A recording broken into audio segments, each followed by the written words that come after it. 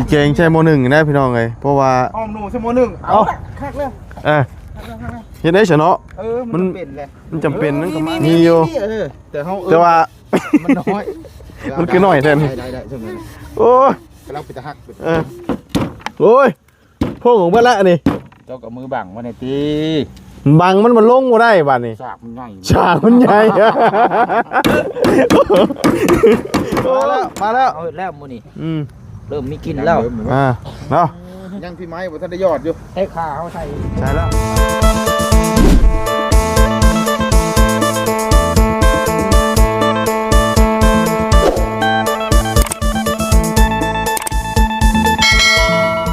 เอาเนาะกลับมาตอนนี้ก็สิเมนูเด็ดก่อนเนาะแต่ว่าสิกินสีมือสร้างไปจักให้สร้างปืดเนาะเป็นคนเฮ็ดเนาะขัวนูทางหมอเสียงได้เผาไว้แล้วเพิ่นกำลังกะเกียมสิขึ้นเสาดั้งพี่น้องกันเนาะทรงมาฮอนคือบ่ได้ใส่เครื่องกลางนะพี่น้องเอามาย้อนมาแต่นี่หลายๆเนาะเพื่อให้มันงามเนาะถือว่าเป็นรูปแบบใหม่ตัวนี้เนาะเพราะว่าใส่มงกบนี่ทางตัวระเบียงนี่2ด้านเลยเพราะว่าเวลาฝนตกมันก็สิบ่ได้สาดเปียกเนาะบ่ได้เปียกเลยบันไดนี่พี่น้อง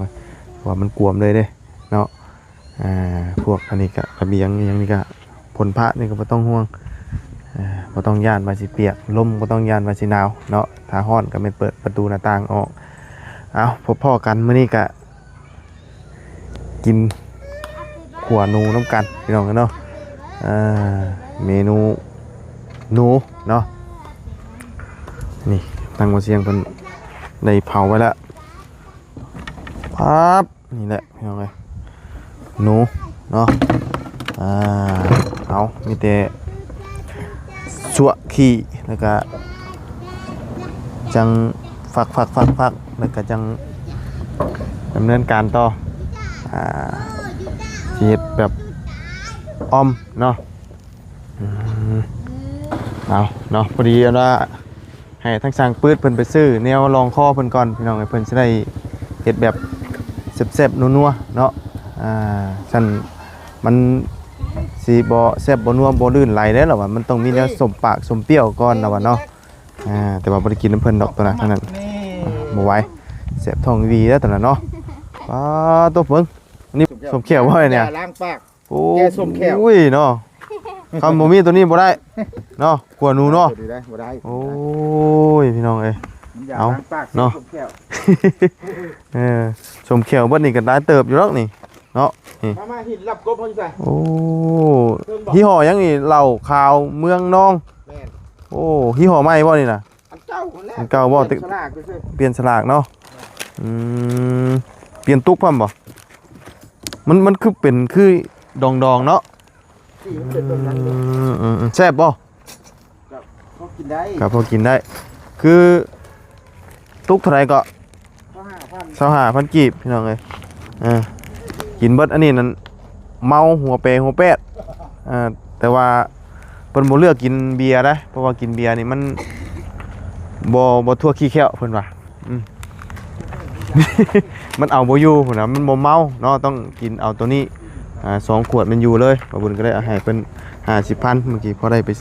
ให้เพิ่นซื้อมาเฮ็ดขัวนูพี่น้องเนาะเอาก่อนอื่นก็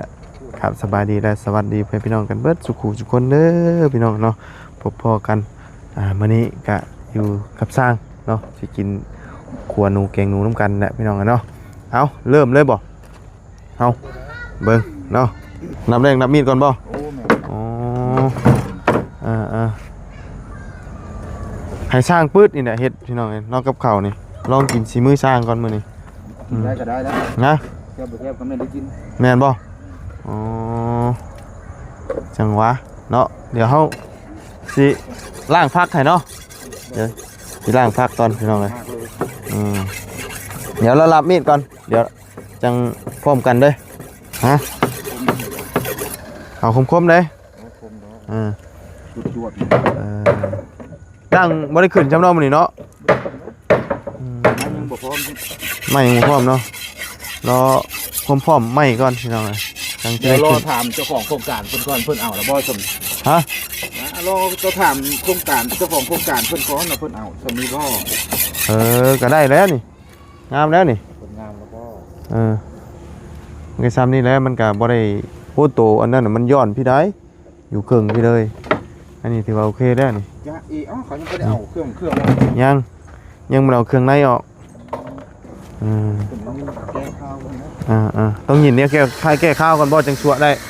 จังชั่วบ่ได้เนาะหนูนี่ก็ชั่วนี่ก็อยากติดกดเพิ่นอยู่ได้พี่น้องเอ้ยอยากเหลืองอยากแดงอยู่ได้ติดกด YouTube เนาะยากอยู่อันตรายอยู่ได้นี่ก็สิเบิ่งว่าทางเชฟปื๊ดเนาะเชฟปื๊ดกางเกงในไม่ใส่เนาะ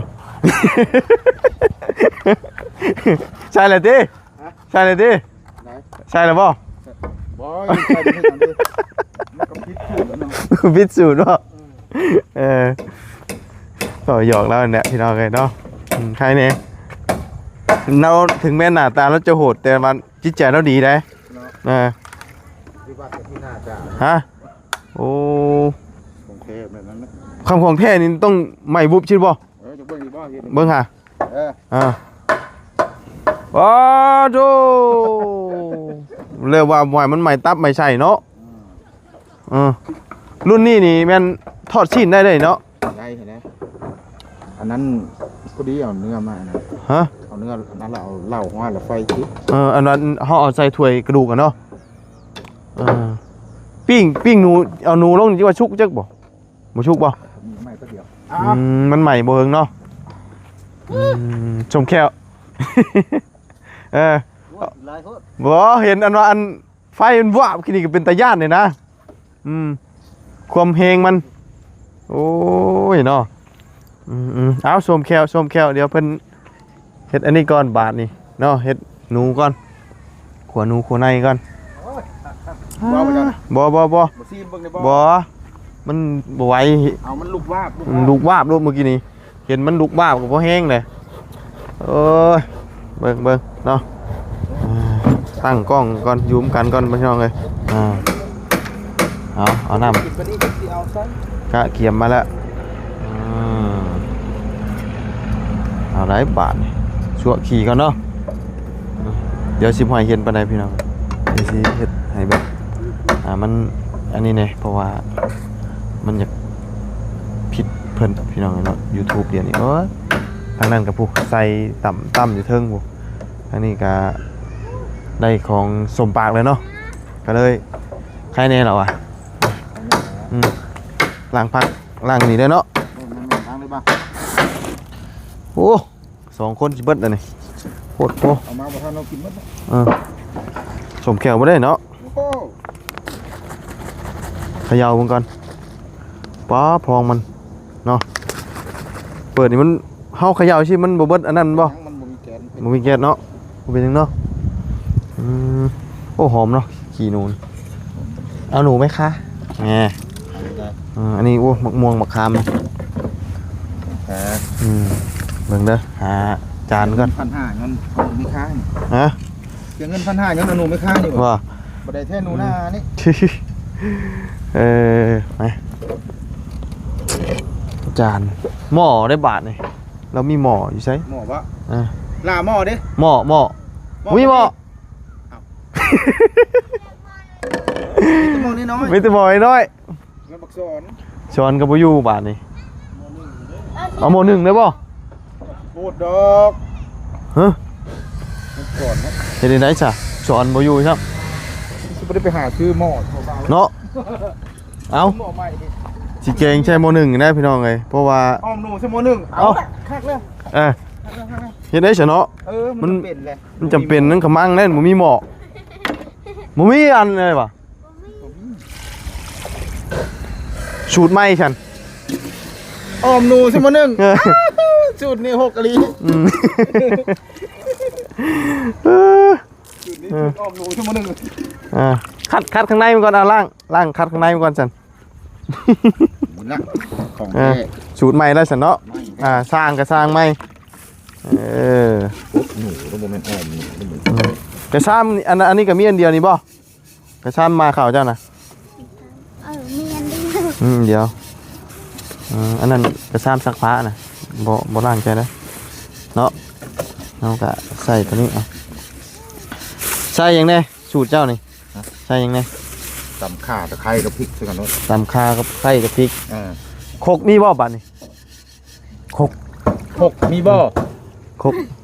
เจ้าโคก หกกับบ่มี โอ้ยจะได้กินบ่เนาะมื้อนี้โคกตามมันเด้ใส่ หกบ่มีมีหรือบ่มีมีบ่มีอยู่แต่เฮาแต่ว่า มันน้อย มันคือน้อยแท้นี่ ได้ช่วงนี้ โอ้ย กำลังไปตะฮัก บ่แม่นอันสร้างไอ้ที่มันใหญ่กว่าโคก โอ้มันบ่จะค่อยสมดุลกันบ่ได้ เออ เอาละมันใส่ได้อยู่ดอก เอาบ่มีหยังเลยพี่น้องเอ้ยเพื่อนอาเจียงนี่ ตายคักบาทที่นี่เนาะ เดี๋ยวก็มี อ่า ค่อยๆไปมันก็มีนี่ เอาล้างก่อนคือมื้อนี้บ่มีหม้อเนาะเราต้องใส่หม้อหนึ่งเอามันบ่สอนกับบ่อยู่พี่น้องเอ้ยมันขมังอะเด้มันอยู่เฮือนเนาะเขาเอิ้นว่าขมังของแท้อันนี้นะมันของปลอมของแท้แน่นอนตัวนี้นะมีดกับอันเดียวบ่เอาเจ้าหั่นบ่ อันเดียวนี่บ่ล่ะมีนะ อันเดียว เอาเจ้าหั่นหัวคายเฮาก่อนจะสิได้ตำ อ๋อมันตกตังบ้าข้าวดินเลย เอ้ย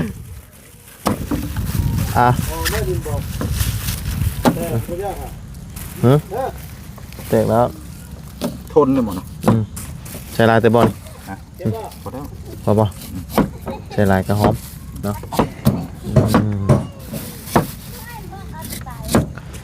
มา แบบกูดมีบ่ ใบมะกรูดโบมีใช่ไหมมีแต่พริก ถามแถวนี้บ่มีแบบหน้าใส่นะมันนุ่ม มีใบมะขีหูดป่ะใบมะชมโอได้ป่ะ นะในมันเกี้ยงอย่าง นี่ได้มีอยู่น่ะ แต่จะใส่หลายมันสิขบ นี่ได้มีอยู่เนาะตำป่ะเอาตำเดี๋ยวเอาก่อนจ้ะใบมะขีหูดก่อนพี่น้องเลยแป๊บหนึงเนาะมาใบมะชมโอ นี่ตัวแทนของใบมะกรูด ตำบ่ถึง ต่ำเลยนะ คือตอนนี้นี่เฮ็ดกินครั้งแรกอยู่เพื่อนอาเจียงเนาะมันก็สิบ่มีหยังแน่จักอย่างเพราะว่าเราอยู่ยังบ่ทันมีหยังพี่น้องเมาหรือบ่ตายคักบาทนี่เนาะตำบาทเดียวมันสิได้บ่นี่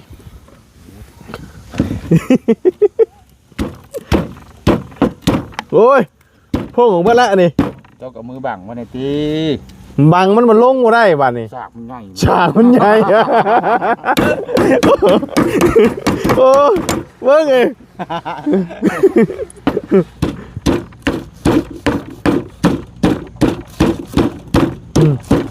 โอ้ยตายคักเบิ่ง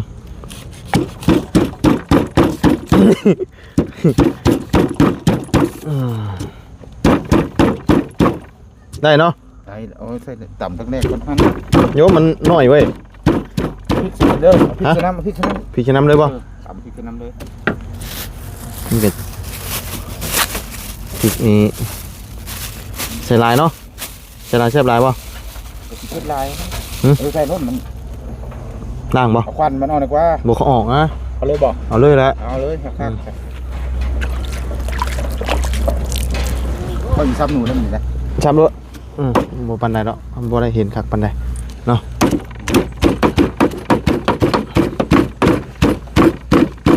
พอบ่หมกพริกนี่คือสิบ่เผ็ดเนาะ ใส่อีกแล้ว เอาอีกเนาะ ต้องใส่ พริกขี้หนู ออมเชนู แต่ว่าอันนี้ตำยากแน่หน่อยนึงเนาะ มันน้อย มันน้อยสำลอกอันจอกเราจีน โอ้ย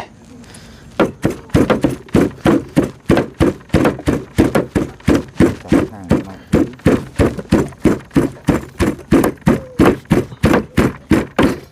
ซับห่างหน่อยเนาะไม่ต้องมีซับที่เนาะ แม่นห่างรถเพราะว่าสับทีมันหมุนโพดเพื่อเฮาคนเนาะ แม่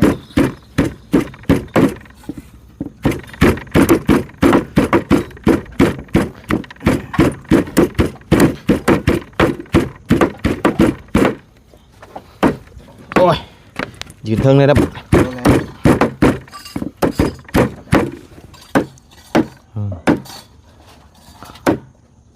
หัวมันบ่พานั่นก็ได้พาแบบจั่วเลยถิ่มลงแล้วนะ พักครึ่งได้บ่ มันจังบ่ลงตอนนั้นมันได้คือคนล้างดีกว่า ได้อยู่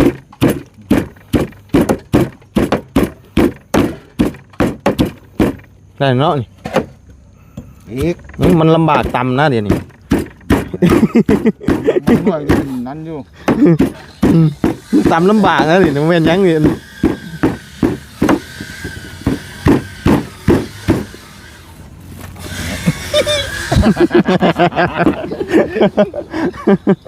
โอ้ย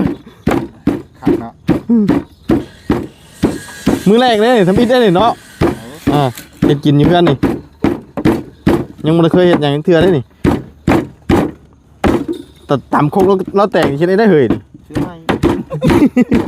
เป็นโทษนะเจ้า โอ้ย เจ้าได้เป็นโทษเขาได้ซื้อมือเล่า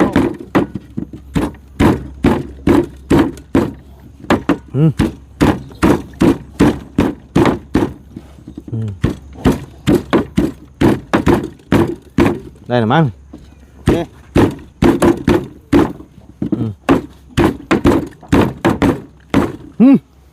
ยายไม่รู้แล้วบอก โอ้ย รู้นี่เองเลย เอางี้บันเบิ้ง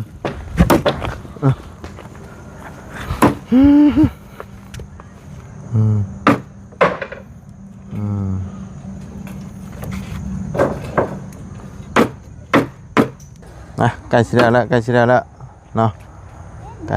แล้วเบิ้งล้างพักล้างหญ้าก่อนเดี๋ยวลงเลยเนาะเอาไปลงก่อน ติดมานี่ ตัวนี้เขาใส่น้ำหลังอยู่วะตัวนี้ใส่น้ำหลังบ่เลย อันไหน พวกบวน ใกล้ที่ซุกเขาจะเอาพักพวกนี้ลง เพราะว่ามันเดี๋ยว ลงต้นหอม มันจังบ่เปื่อยเนาะ ด้วยน้ำหอมบาน จังหวะเด้อน้ำบ่มีเลยบ่เอาเหล่าใช้น้ำบ่มันจังนัวเนาะ บักสองซาว ไม่ยังเอาใส่ให้มันนัวหน่อยนึงเนาะ เห็นบ่เห็นกับเข่าอยู่นี่ มันก็เปื้อนนะมือกุ๊กมันต้องสะอาดแม่กุ๊กนี่เอาใส่บักสองซาวก่อนนี่บ่แม่นบักสองซาวจะบักสามซาวนี่ไปลูกบุญได้แล้วเนาะพอมันหอมคือสิแม่นเนาะ แม่น เกะข้าวเลยเด้คั่วก่อนก็ได้จังใช้น้ำเนาะมันจังหอมเนาะ เอาเสร็จแบบอบเลย เอาแบบอบเลยเนาะแบบอบเลย ว่าไงคือเห็ดหมูใต้น้ำนะนี่นะ ใต้น้ำน้ำไตหนู หนูใต้น้ำเต้นหนูคักมื้อนี้นะสูตรใหม่เด้อนี่พอคั่วใหม่ ใส่เกลือก่อนโอ้พริกแกงพริกผงก็มีนี่กะจังใช้น้ำล้าง ใส่เกลือก่อนเลยเกลือนี่ใส่หลายบ่ได้เค็มเนาะแม่เป็นนัวใส่ลายบ่ใส่ให้แซ่บเพิ่นนี่ใส่หลายแซ่บหลายตัวนี้นี่บ่อยากแซ่บปานใดเป็นนัวตัวนี้จะออกเค็มด้วยเพิ่นนี่เด้มีแพนด้าอันนี้ไม่โตะบ่อันนี้บ่โตะบ่อันนี้ไฟตูเนาะอันนี้ยมบ่โตะนี่ใส่น้ำล้างเนาะนี่อย่างในไฟตู้บ่เฮาบ่ได้อ้อมนะบ่ได้ใส่เด้อใส่แล้วมันจังหอมพวกนี้ต้องกะเพราบ่มันบ่มีใส่ตู้มันก็เป็นอ้อมใส่ผักสไลด์เท่านั้นไม่ยากนี่หมักเขือใช่ก็ต้องกันเลยว้ายเอาจังหน่อยก่อนมันสิสุกก่อนเขาจังเดี๋ยวเขาพาก่อนเนาะเดี๋ยวเขาพาก่อนกะว่ามันสิสุกอ่ะจังเอาลงเบิดอีกนะชัมปุ้ยด้วยมันจังแซ่บแต่ว่าเอานี้ไปอบก่อนแม่น ไอ้พวกเครื่องหอมและจังลงน้ำหลัง แม่น กับมะเขือครับ โอเค แต่ตอนนี้นี่ปัญหาของเฮาคือน้ำเขาเหลืออยู่ใส เดี๋ยวไปหาน้ำก่อนเอามาน้ำนะ น้ำเป็นกระติกนะ มาผมเป็นยังหน่อยเดียวไม่ได้ยังไปซื้อเนาะเอาก่อน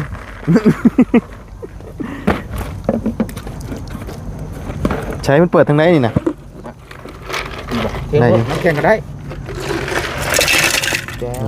เอาได้ก่อนขวก่อนมาแล้วต้องไปหามันเนาะได้แล้วพี่น้องเลยสูตรใหม่ โอ้ได้เบาเลย ฮะ โอ้โหเลย เอากันยังมาทันได้นั่นเวะเอาขวก่อน ให้มันท่วมแล้วอบเลยนะ เอาขวให้มันหอมๆก่อน จัดไปใช้ในตะเคียงเขานะ ฮะ ใช้เคียงเหรอ ได้เคียงนี่มาเดี๋ยวพักจะข้าวฉันแป๊บนึง อบเนาะ หมูใส่น้ำก้อนใส่น้ำแข็ง เอา พอเลยเนาะ เอาเบิดรถไปยัง ตัวนั้นเนาะกาว่าน้ำแห้งแล้วมันแซ่บด้วยเนาะ อ่า พ่อ เอาได้แล้วเดี๋ยวเบิ่งน้ำกันพี่น้องเลยว่าสิเป็นอย่างไรเดี๋ยวอันว่าหั่นมะเขือกันเนาะหั่นมะเขือก่อนเดี๋ยวพามะเขือก่อนพี่น้องเลยเนาะเอาแป๊บนึงเอาเนาะขึ้นต่อทั้งนั้นอีกบาทนี้ทั้งสร้างปืนเฮาเล่นเป็นพ่อครัวเนี่ยเนาะแต่พ่อครัวนี่คือเฮ็ดไปเนาะเล่นขึ้นไปน้ำกันลงมาเบิ่งมาแย่งพร้อมมาหั่นผักให้เราเรียบร้อยพี่น้องเลยปรุงเรียบร้อยกะมันสิอายุยะเนี่ยมันบ่มีหยังพี่น้องเลยใช่ตัวนี้กะสุมไฟเข้าอีกฟ้าหมอมีป่ะมีฟ้าหมอป่ะ พดระว่างใส่หลังไม้นะทุกคน มีป่ะบ่มีหยังจักอย่างพี่น้องเลยเนาะคือ มาขึ้นมาหนึ่ง คือบ่มีหยังจักอย่างเลยมีแต่เท่านี้เนาะ